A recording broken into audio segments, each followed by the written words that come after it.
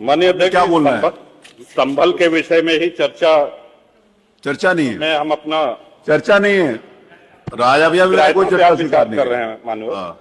कि चर्चा कराई जाए या न आप कराई जाए। ऐसे तथ्य जो ना आए हो कुछ बताना चाहते जी, हो? 5 मिनट, 5 मिनट नहीं 2 मिनट कुछ तथ्य जो इस सदन में रखे गए, इसके बाद आपको उनको भी सूचना दी है, तो श्रीमान वो आपत्तिजनक है। कुछ बिंदु मैंने भी उनकी भी नोटिस है। इस सदन की कार्रवाई लाइव देखी जाती है, रिकॉर्ड रहता है। माननीय नवाब साहब हमारे बहुत अच्छे मित्र हैं, साथ में मंत्रिमंडल में भी रहे। पहली बात तो यह स्पष्ट हो जानी चाहिए कि जो सर्वे हो रहा है वो न्यायालय के आदेश पे हुआ है, और जितने लोग बोले हैं इन्होंने पत्थरबाजी का कोई जिक्र, कोई चर्चा नहीं की। अब हम एक चीज तो ये भी जानना चाहेंगे कि क्या पत्थरबाजी करने से न्यायालय का आदेश बदल जाता है? अगर न्यायालय ने किसी सर्वे का आदेश दिया तो उस आदेश को पलटने के लिए क्या तरीका है? उससे बड़ी अदालत में जाएं कि सड़क पे खड़े होकर के पत्थर प्रशासन के ऊपर और पुलिस के ऊपर चला जाए। आज तक कभी प्रशासन का निर्णय, न्यायालय का निर्णय इससे बदला हो तो? दूसरा श्रीमान, पुलिस और प्रशासन के लोग जो घायल हुए हैं उनके प्रति किसी ने कोई पीड़ा, कोई चिंता व्यक्त नहीं करी।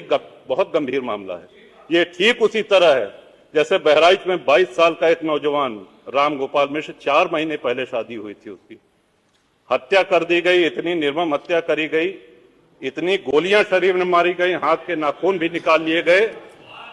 अपराध क्या था कि उसने अपने धर्म का एक झंडा लगा दिया। श्रीमान, इसी चर्चा में एक बड़ा रोचक तथ्य सामने आया। माननीय नवाब साहब ने कहा कि कुंदरकी में लूट हुई है, लूट करके, वोट लूट करके ये विधायक बन गए हैं, वरना कुंदरकी में 65% मुसलमान हैं, 35% हिंदू हैं, तो रामवीर सिंह कैसे जीत जाता? ये कार्रवाई में है हमारा। तो मनोहर, एक सवाल हम ये भी करना चाहते हैं कि जिन विधानसभाओं में मुस्लिम मतदाता की संख्या हिंदू से कम है, क्या वो लूट करके विधायक बन के आते हैं? या क्या हिंदू बाहुल्य जो विधानसभाएं हैं वो मुसलमान को वोट नहीं देती? इस हिसाब से तो यही लगता है कि सबसे बड़ा आश्चर्य धरती का यही हो गया कि जब 65% मुस्लिम है तो हिंदू कैसे जीत गया? आज पहला दिन है इन लोगों का सदन में। हमने अनुरोध किया था जो नए सदस्य जीत के आए हैं कम से कम परिचय करा दें, हम लोग भी पहचान लें। हमारा कोई परिचय नहीं है रामवीर जी से, लेकिन वो निर्वाचित सदस्य हो चुके हैं, सदन के सम्मानित सदस्य हैं, उनका इस तरह से अपमान करना, उनको लुटेरा कहना, ये तो आपत्तिजनक है। और सर्वे हम बोल ले तो आप बोले।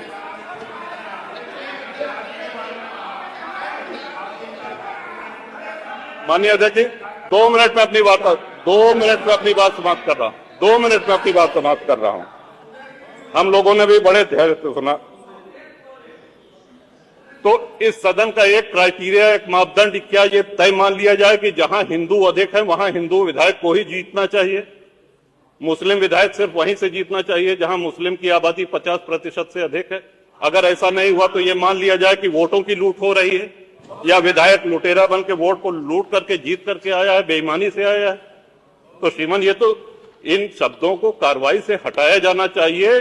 ये सदन के विधायक का अपमान है। और एक बात और कही गई कि सर्वे शांतिपूर्ण चल रहा था।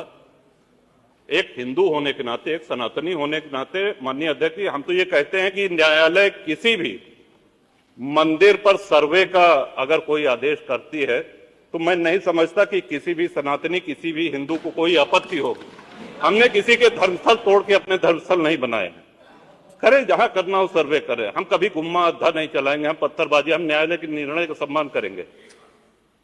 तो शासन का काम, प्रशासन का काम तो न्यायालय के निर्णय को लागू कराना होता है। तो इसलिए माननीय अध्यक्ष जी, इस पे चर्चा कराई जाए। चर्चा में भाग लेने की इच्छा इधर भी है, इधर भी है, बहुत से लोगों की है, और चर्चा कराई जाएगी तो बहुत सी सच्चाइयां सामने आएंगी। माननीय सदस्य कुंवर रघुराज प्रताप सिंह जी ने यहाँ पर ये बात बहुत स्पष्ट की कि हम तथ्यों को छुपा करके कब तक जनता को गुमराह करेंगे। हर व्यक्ति जानता है कि माननीय न्यायालय के आदेश पे सर्वे का कार्य हो रहा था और सर्वे हो रहा था। दूसरा मैं आपसे पूछना चाहता हूं, आप पश्चिम में जाएंगे, पता नहीं आप कैसे हैं, आपके पूर्वज भी हो सकता है, और पश्चिम उत्तर प्रदेश के हमारे सभी लोग अपने सामान्य संबोधन में राम राम ही कहते हैं, तो जय श्री राम कहां से सांप्रदायिक संबोधन हो गया? कहां से सांप्रदायिक संबोधन हो गया? हमारे यहां हम जगते हैं, राम ही राम बोलते हैं, मिलते हैं, राम राम का संबोधन होता है, और अंतिम यात्रा में विदा करते हैं तब भी राम नाम सत्य है ही बोलते हैं। राम के बगैर तो हमारा कोई काम ही नहीं है। और अगर जय श्री राम किसी ने बोली दिया तो इसमें उत्तेजना का मतलब, ये नियत आप समझ सकते हैं उस नियत को। ये चढ़ाने वाला नहीं है, ये चढ़ाने वाला नहीं है, ये चढ़ाने वाला नहीं है। एक दूसरा, आपने कुंदरकी की जीत को वोट की लूट बताया। आप एक सदस्य का अपमान कर रहे हैं। आपके सदस्य की तो जमानत जब्त हो गई वहां पे। और क्या ये सच नहीं है? इस समय तो आज डिजिटल मीडिया का है, वहां का पठान, वहां का शेख सब कह रहे साहब हमारे पूर्वज तो हिंदू थे और आप भी, आपके पूर्वज भी हिंदू थे। क्या ये सच नहीं है? और क्या ये सच नहीं है कि देशी और विदेशी मुसलमानों की आपसी भिड़ंत है जो वर्षों की लड़ाई को लेकर के वहां चल रहा है?